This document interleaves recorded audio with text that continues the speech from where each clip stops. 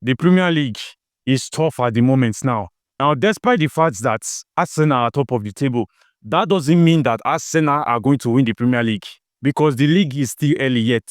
And besides, no big team in the Premier League are showing promises at the moment. Currently now, you can't tell which team is going to win the Premier League this season. Don't tell me it's Arsenal. Don't tell me it's Man City. Don't tell me it's Chelsea or Liverpool because all these teams are inconsistent in all their matches. Now, one of the things that makes Liverpool to win the league last season is that they gathered their 3 points early. From August to December, Liverpool make use of the opportunity of gathering the points early. But when they were losing close to when the season was coming to an end, it didn't affect Liverpool because they were already consistent in the beginning. But currently now, no Premier League team is consistent apart from Crystal Palace. And we all know that no matter how consistent Crystal Palace is now, it's not possible that they are going to win the Premier League. Crystal Palace can qualify for the Champions League next season if they continue playing like this, but I doubt that. This is the same thing that happened Nottingham Forest last season. Everybody thought that Nottingham Forest were going to finish second, but what happened at the very end? I think Nottingham Forest finished 7th or 6th, if I'm not mistaken, and they ended up playing in the Europa League. Now in this video, I'm going to tell you why the reason why this season will be very difficult to predict the next winner of the trophy. Now, one of the main reasons why it's very difficult to know the exact winner of the Premier League is because all the big teams have some weakness that other teams are currently exploiting at the moment. Now, let's start from Chelsea. We all know Chelsea's weakness is not a secret anymore. Most of Chelsea key players are injured. Players like Cole Palmer, Levi Colwill are currently injured. And we all know that the structure of Chelsea game based on defense. The structure of Chelsea game is based on build-up. If the right defender is not there to do that build-up, then the team will struggle. And that is what other opponents are exploiting at the moment. Now, when it comes to Liverpool, the issue is from the centre-back. Liverpool's centre-back at the moment are not looking sharp, which is Van Dijk and Konate. They are kind of slow. They are not that agile as before, which is due to fatigue. And currently now, there are no concrete replacements for both of them because these two players, which is Konate and Van Dijk, normally plays match back-to-back. They play Champions League, they play Premier League, and they don't normally get sub.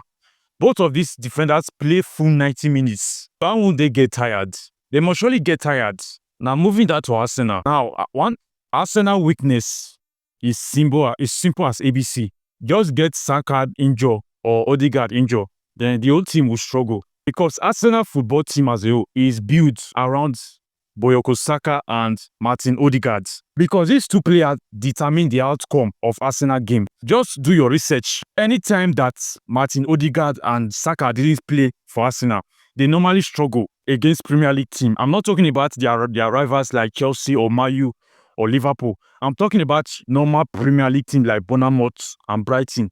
Arsenal normally struggle against those teams if these two key players are not among. Currently now, Odegaard is still injured. You know that Saka just came back from injury recently. But what happens if Saka still go back to injury? Because currently now, once Saka is on the pitch, he must play close to 80 to 70 minutes, especially in an important match. Now, the next is Manchester City. Manchester City currently now, if you do your analysis on their team, you will see that Man City, one of the teams that doesn't have much problem or weakness. But let me tell you, they have weakness, which is their defense. City defense are not looking quite sharp.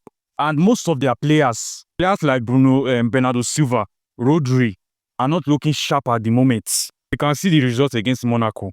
So that is why I say that the Premier League currently now is very difficult to predict who is going to come out on top among the big teams.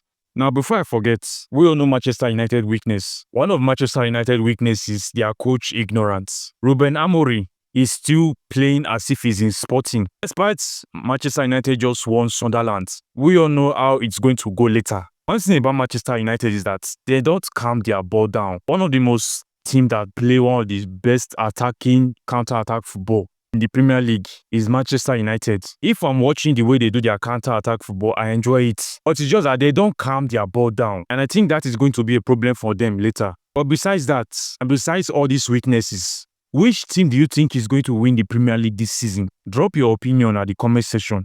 If you enjoyed this video, make sure to subscribe to my YouTube channel for more football updates. See you guys on my next video.